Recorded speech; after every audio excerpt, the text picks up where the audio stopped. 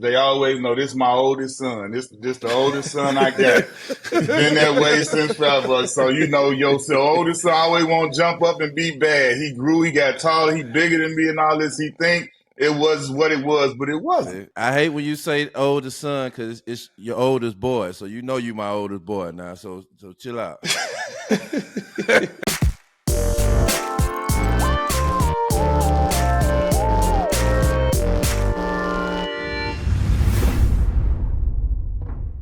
Welcome back, Unplugged, our weekly spin around the culture. Jack, what's going on, bro? Cool, my boy. How you? Good. How was your Mother's Day weekend? Man, it was beautiful, man. Happy Mother's Day to every mother out there. Happy Heavenly Mother's Day to your mother. Appreciate it. Bro, we went to Ruth Chris had something neat. Then we went to the movies and watched the new Planet of the Apes. It was pretty cool. How was it? It was good? Yeah, it was good. It was good, bro. I had 3 goofy ladies with me, one on the phone, one laughing, and one asleep. So I had an entertaining crew with me, but I enjoyed the movie. I geeked up before I went too, man. So that's why I really enjoyed it. To me, it was the Planet of the Stak Fives. I feel like everybody, all the monkeys in the movie, look like you. Bullshit, man. That was my partners. Feel like I knew them from somewhere. That's dope. No, we didn't do shit. It was nice. So we heated up the pool, and man, we all swam all day and. Y'all went to Nobu. Oh yeah, so that was the weekend before. So Ananza likes to make sure, because we rotate the twins. You mean, so sometimes we have them, sometimes we don't. So no matter, we have early holidays, early events. So yeah, we took her to Mother's Day last weekend because it was time we had all the kids, and then this weekend, man, we just stayed around the house, barbecued, swam, watched Beetlejuice as a family. The kids weren't fucking with it at all until Beetlejuice came out and started tripping. But man, we had a good little time. We actually AAU is headed off to Indy next weekend, your old stomping grounds. So that should be interesting. Third stop at EYBL. So should be dope. Well, Jack, we've been talking about this summer tour. Excited to lock in the guests we have, and we actually have our Chicago guests on the show this morning. Guys that we played with and against and obviously fuck with heavy. And they burnt too.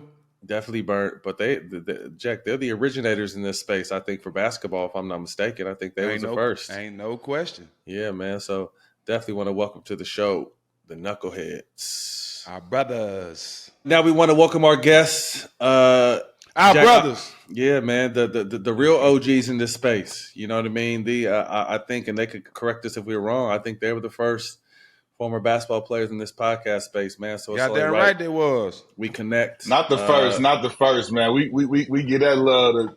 The real OG would probably be Jay Rose, because he been doing it for so long with Jalen and Jacoby. Oh, okay. He kicked it off. That was actually a pod. That was actually a TV show.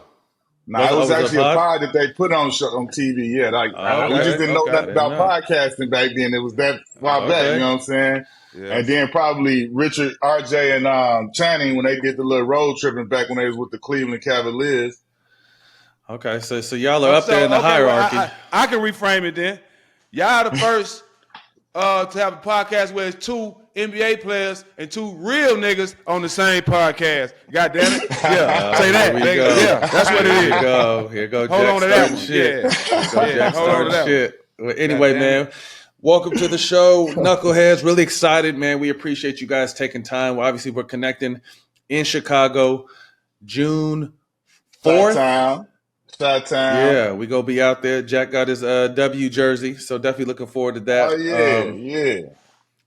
So how long have you guys been since you kind of gave us the history and the hierarchy of the space? Shows how much we don't know. I thought y'all was the first ones because we didn't know shit about podcasts when we got in. We just jumped in. We didn't either, bro. We didn't either. We just had to be cognizant of it because people was calling us that. We didn't want to be saying something that we weren't. Right. So you know what I'm saying? We had to give respect to you know what I'm saying, to those few right there. But I mean, like you said, nobody really knew nothing about it. Even before me and D Miles had this, it was me, Al Harrington, and Jared Jeffries. We toyed with it for a final series 5 years ago. Some joint with the Players Tribune that we did, and we didn't even know what it was then. Right. But me and D, it was it took a long time to bring the situation together. We both had the articles with the Players Tribune, and when he did his, they got to see, he and I chemistry together. And, everybody don't know that we've been knowing each other since I was 17, you was 15, Black? Yeah, 15.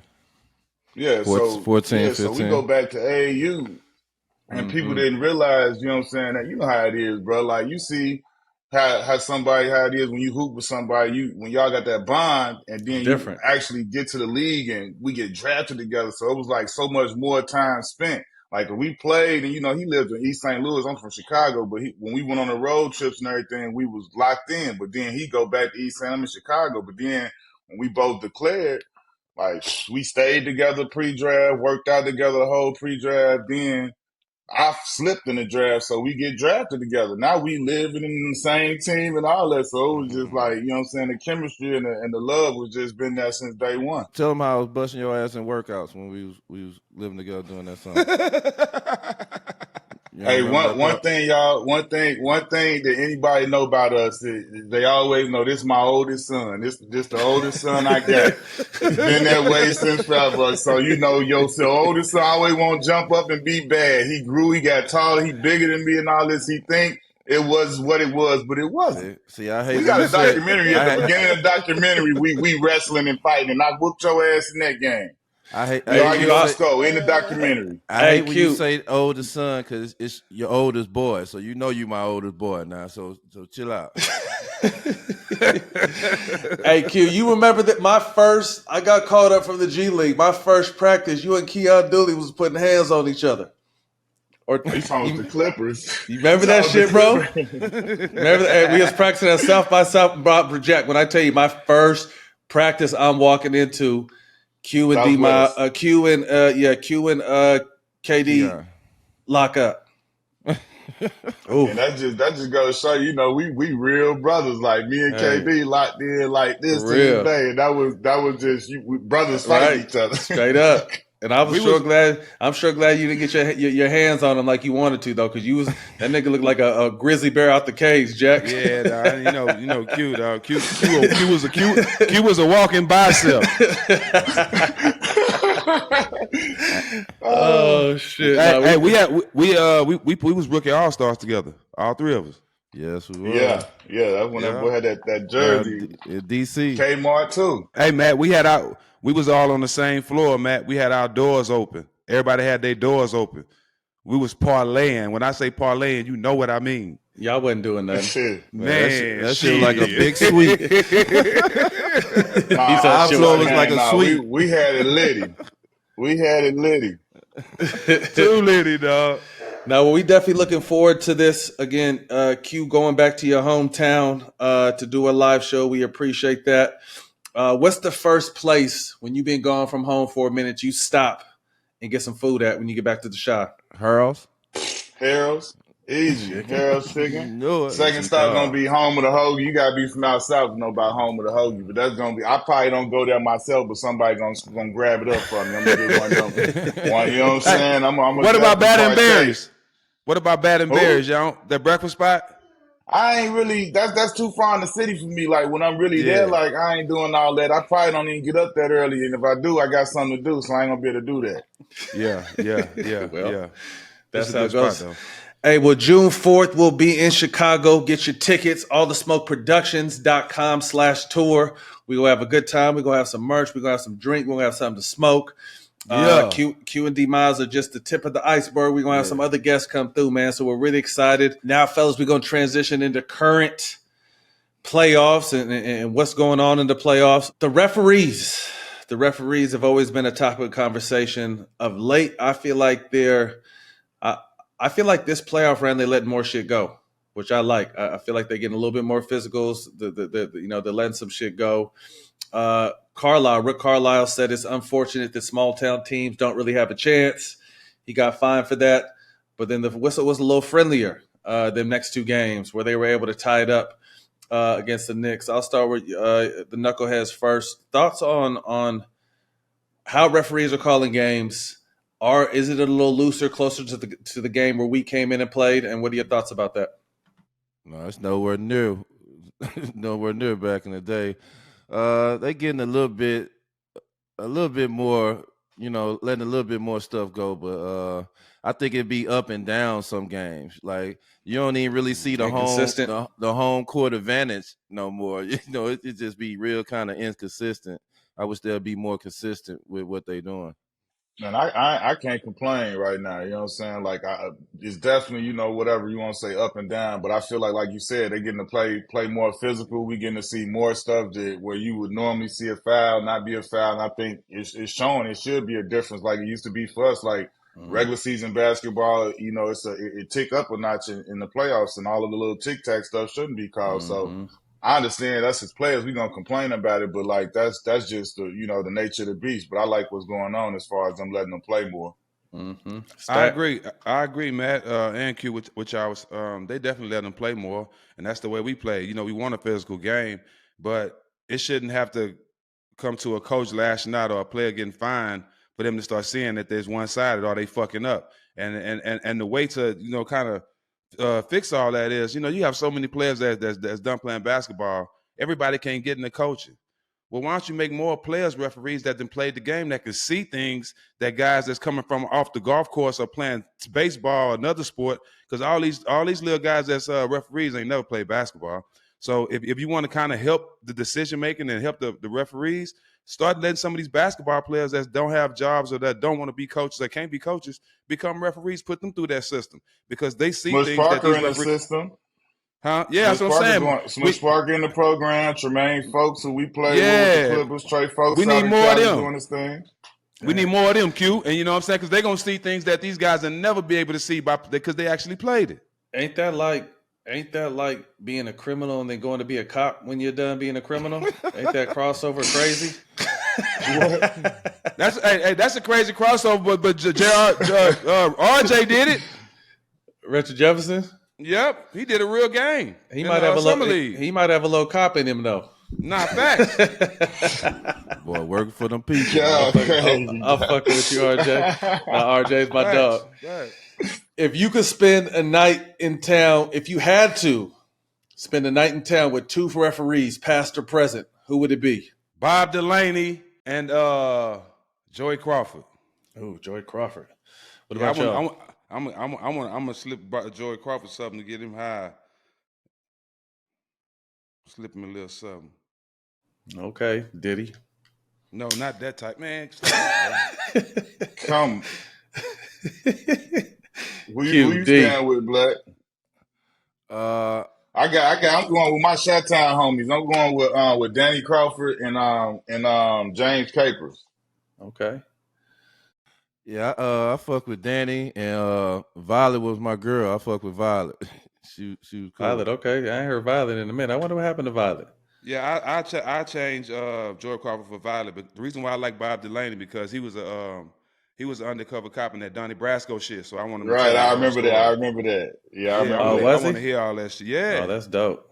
Yeah, they did a little special, a documentary or something on him. He for real was one of them people. That's dope. Who's the one ref you would least want to spend any time with? The one ref you didn't fuck with the most. Joey Crawford. Fuck with Joey. What's the Garrison? Tony Garrison? No, that's the dude that worked for the NBA. Ron? Was it Ron? I thought he worked for the league, didn't he? Nah, it was a referee with his daddy Garrison. What's his name, dog? Man, what's Buddy name that got put out? I'm staying away from him. Donahue. He got caught with the fix in the game. Yeah, I ain't going. I gotta stay far from that. Who? I didn't fuck with Donahue and Ed Malloy. Ed Malloy. I ain't heard. That was the tall, skinny, blonde dude, right? Off them boys, look like scrappy dude. Who's the dude that keeps fucking with CP right now? Or been fucking with CP? I forgot his name. God damn it. Oh. I don't like him either. Scott Foster. Hey, he's dirty. You saw if you saw the Donahue shit, that was the one person he called the most. Scott Foster's always just been just an arrogant asshole. He probably still with the bullshit. Knicks playing hobbled. Unfortunately, we all know they lost Julius Randle to a shoulder. But since the playoffs begun, they've lost Bogdanovich, OG, and Anunoby, and Mitch Mitchell Robinson. Tibbs, I don't know if either of you guys have played from. Tibbs is known to play guys long minutes and run them to the wire. Josh Hart is averaging 46 minutes a game, and he's played 48 a number of times. Brunson at 42. What are your guys' thoughts on the Knicks, their injury, and the high minutes for their go-to guys? And why haven't you been at the games, Q? I just ain't been to New York. When I was out there, I was busy. I went out there for the Jordan Classic out in Brooklyn. Was busy, couldn't go over to the game that day. But I'm a homebody, bro. That's all. Once a Knick, always a Knick up in there. Okay, yeah, I was about to say that. I was about to say that because you were part of that. Because I was killing Tim Thomas. I'm like, come on, Tim, bro, you played for a whole bunch of teams. You act like you just was a Knick for 10 years or some shit. TT live out there, man. He at every game now. That's what I told him. We see you every game, bro. I'm not mad at what Tibbs doing, man. I like, you know what I'm saying? I think the players, if y'all asking me, if y'all was one of them dudes that was getting to play all them minutes, y'all gonna be complaining? Hell no. I played a lot of minutes. Look, I want all the minutes. I want all the opportunity to get off and to impact the game and to help, you know what I'm saying? All that's good for those dudes. I mean, it's not the best for the guys behind them, but like, sometimes with certain coaches, that's the way it is. Coach D'Antoni didn't go real deep. When I played for Phoenix, we only played 7, 8 guys, and you just rock out. Mm-hmm. To me, I mean, I don't think it's as much about that because they just look at the history and like that's just what happened. But you look at a Mike D'Antoni coach team, he never went deep. He doesn't have all these guys that was injured and stuff. I think it's just the luck of the draw sometimes, man. Sometimes injuries happen. And obviously in New York, everything gonna be magnified by a million. So it's like anything that happens, any trend or anything is gonna be a million times bigger than it would be in any other city because it's New York. Right now, that's a double-edged sword. Like, you're going to have to go on that bench. It's going to make him go on that bench because guys getting hurt, guys tired. And, like, they playing against the Pacers. The Pacers keeping that tempo up where, like, we finna run it. Y'all going to play this many guys, they going to be running every time. So it's a double-edged sword for them right now. I wonder, has there been success, though, with I know Tibbs hasn't gone to the finals as a head coach, has he? And we know D'Antoni didn't. So I understand that formula and the way some coaches do it. And if you're playing 6, 7 guys, I wonder what the percentage breakdown is with 6 or 7 guys or just adding one more guy to that rotation or, an 8 or 9 guy rotation as opposed to the 7, a tighter 7 with maybe a loose 8. I just think, Q, to your point, absolutely. If you're a player in those minutes, you love it. You more opportunity to do what you do. But at the end of the day, subconsciously, we still think we're sharp. But I think production kind of shows that that many minutes at the end of the season, guys are running down. But on the flip side, you look at the Kobe's back in 2001, 2002 played 43 and 44 minutes per game in the playoffs. MJ was always 40 plus. Allen Iverson, when they went to the finals, was playing 46 minutes a game. KG 44 minutes a game in the 0-4 run. So normally your stars got to do it. Those names you saying right there. You think about the difference in the names you saying. You know Absolutely. what I'm saying? Like it's a big difference when you're talking the KGs, the Kobe's, and this is no disrespect, but when you're talking the Josh Harts and the DiVincenzo's, that's not even the same thing. Well, I think, Q, to your point, and this is something we've talked about on this show, was I love the Knicks. I love what they're doing. I think Brunson has surpassed everybody's expectations. He's one of the top guards in the league. But my question was, obviously, with Randall out, who is their second option? I mean, these guys are playing great. Don't give me DiVincenzo before last game is averaging 29 a game. Josh Hart is at like 18 and 13 and playing the most minutes.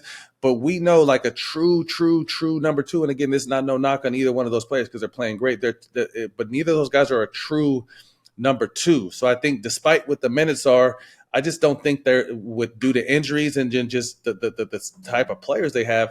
They don't have a true number 2. Those guys have been playing great, but they're not true number 2s. I don't argue with that, but it's going to be interesting to see what they do in the summer and how they come back because there's questions to be asked if they look the same with Randall out there doing these things. He doesn't play like a number 2, if we all being honest with ourselves. So, it'll be interesting because they had a big sample size seeing what they look like without him and what other people can and can't do and things like that. So obviously that's up to their front office and their coaching staff to decide what they took away from all of this. But like, to me, it's going to be interesting to see him come back into that and how it all meshes together and just rolls out. I don't see how the legs how the minutes is affecting guys, because like I said, it's a faster game, it's a different league, but they ain't getting beat up as much. I mean, like Dylan, you just had the stat. I played 42 minutes against in the first round of 2007, but my points dipped in the second round. It wasn't because I was tired. It was because I was guarding Boozer and O'Cool. I was guarding big men. Me and Matt, we was guarding 4 and 5 men. So and then not on that, I'm gonna give him his props too. I had Karolinko guarding me. So it wasn't like I was just tired, nigga. I was guarding 4 and 5 men in the second round. That's why my points dipped. So we was just built different. It got to be in you, not on you. All that making excuses about playing a lot of minutes, we wanted to play, dog. Fuck the bench. See, I don't think that's the thing too. They embrace it. You know, Hart's been embracing. Like, I love him. You call this a job? This ain't a real. You know what I mean? We got to go out here and play a game. Right. So we'll definitely see. I definitely think overall, more than anything, just injuries have hit that team, because Bogdanovich was big for them, and then OG was big for them, and obviously Randall was. Moving on, Nuggets and the Timberwolves. The momentum has shifted. Although Ant put up a big game, I think Denver has obviously taken the momentum back as the best, 2 out of 3, and Denver has home court. What are you guys seeing from this series? Obviously, with the first 2 wins, I mean, and I think Denver took a note of it. The world was treating Minnesota like they had won the series after winning them first 2 games. Everyone's doing a whole bunch of media and this and that, and Ant's this and Ant's that, and Ant has been great. But I think they took their foot off the gas a little too early, and you allowed the defending champs to sneak back into pictures. What are you guys' thoughts about this series and moving forward with it? Oh, I thought Aaron Gordon played amazing last night. I thought he stepped up. You can never question the championship team, and they came back prepared and ready. I think Minnesota, you seen a little hesitant with them. You know what I'm saying? They didn't play defense the way they was playing, but I feel like it wasn't getting called the same. I feel like the refs was calling more on the Minnesota side in Denver, and I feel like they was calling more on the Denver side in Minnesota. So that's why I was saying, like, the inconsistency of home court advantage. And but I feel like Aaron Gordon, Caldwell Pope, the way they played D in Minnesota looked like the way Minnesota was playing D in Denver. So, man, I'm looking forward to this series. It's a 3-game series now.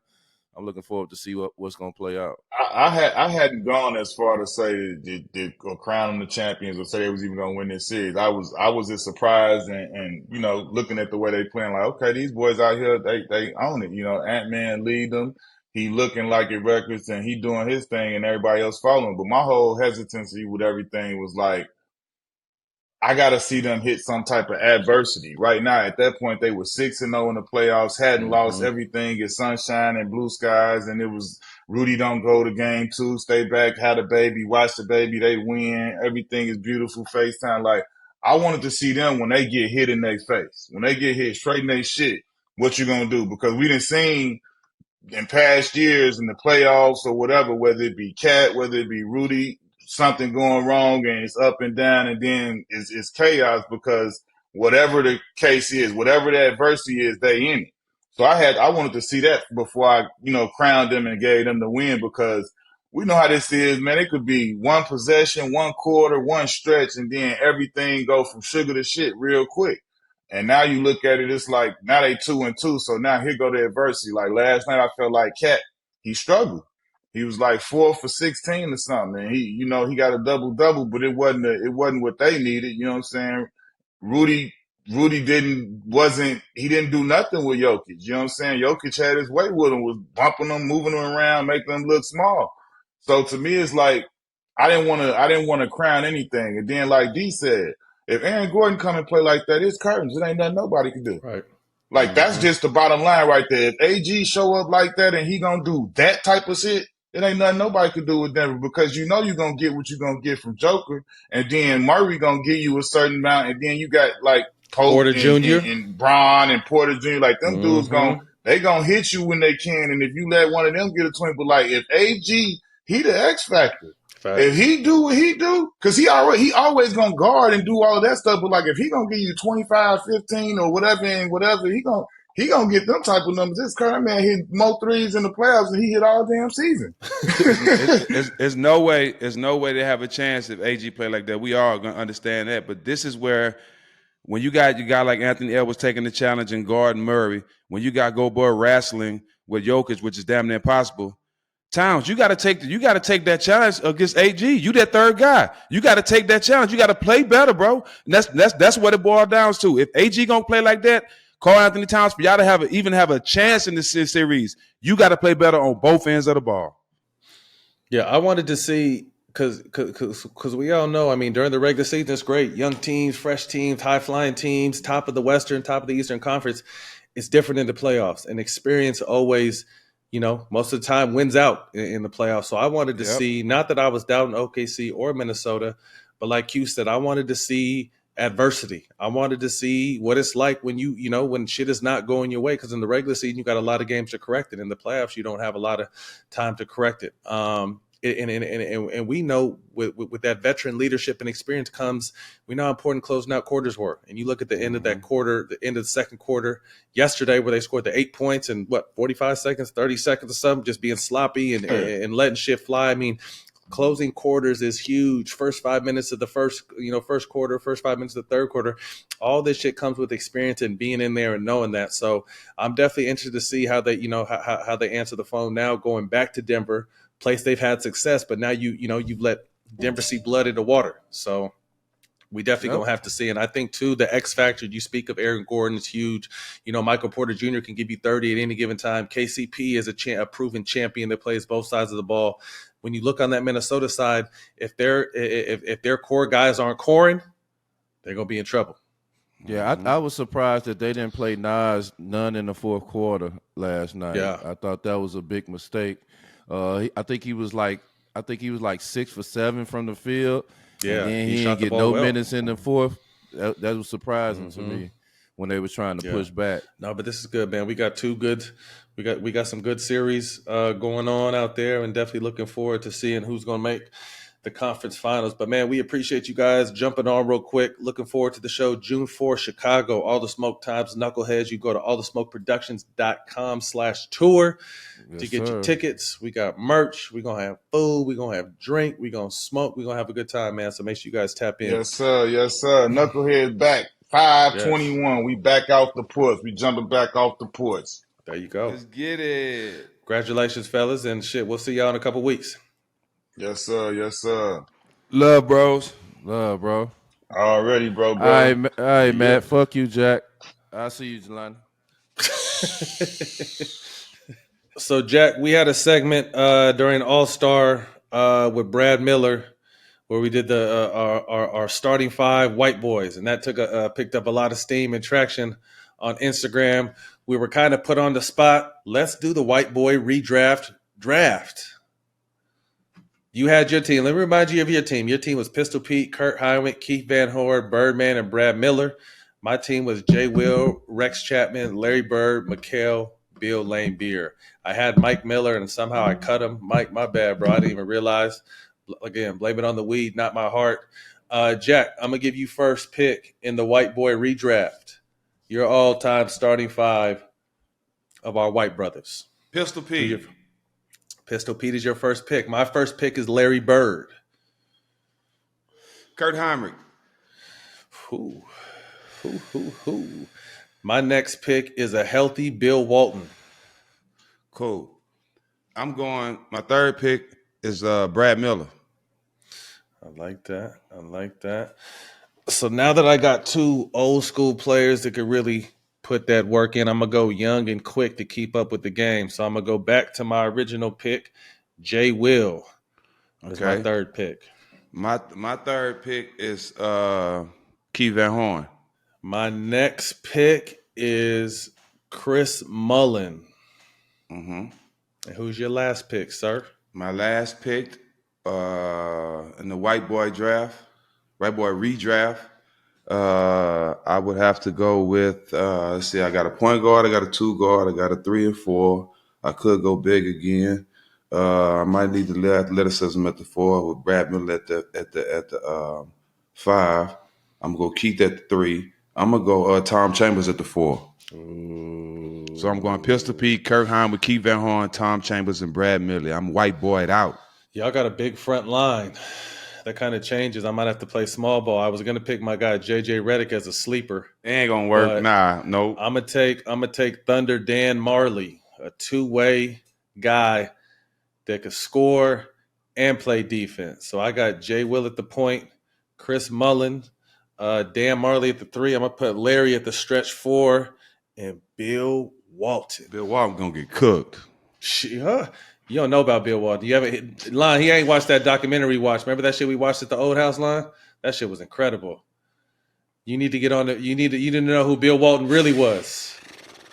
Yeah, don't get it confused with the injuries and the commentating. He'd be off the mushrooms too. You would fuck with Bill Jack, but Bill healthy was a problem.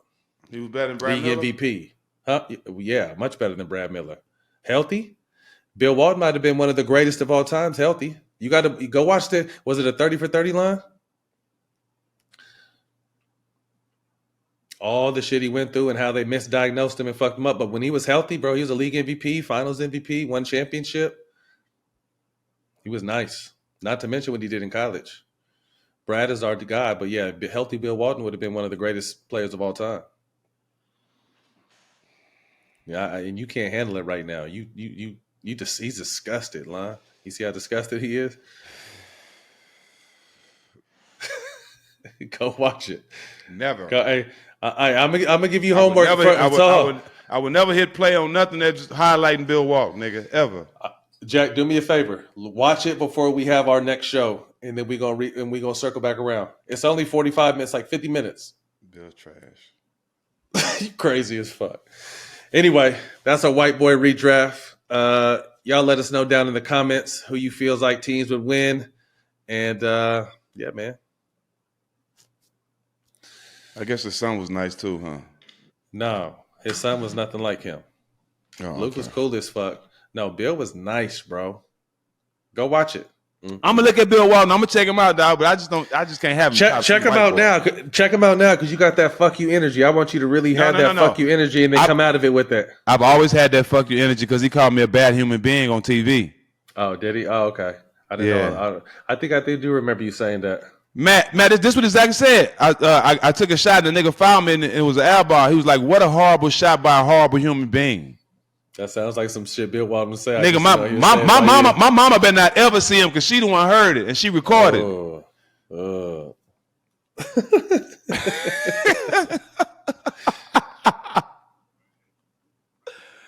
I'm like, God damn, that nigga said that about a nigga and did not finish the game with 35 points. What team were you on? Charlotte. Damn.